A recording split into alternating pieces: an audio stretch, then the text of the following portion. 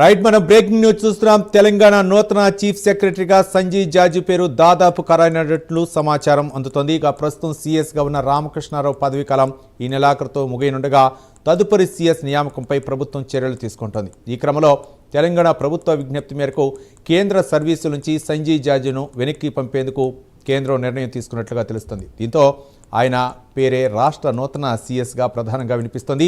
CS పదవికి సంజయ్ జాజుకు మార్గం సుగమమైందని అధికార వర్గాల్లో చర్చ నడుస్తోంది. 1-2 రోజుల్లో దీనిపై అధికారిక ఉత్తర్వులు వెలువడే అవకాశం ఉన్నట్టు తెలుస్తుంది. నిన్న ఢిల్లీలో సీఎం రేవంత్ రెడ్డిని సంజయ్ జాజు కలవటం కూడా ఈ పరిణామాలకు మరింత బలం చేకూర్చినట్లు రాజకీయ వర్గాలు భావిస్తున్నాయి.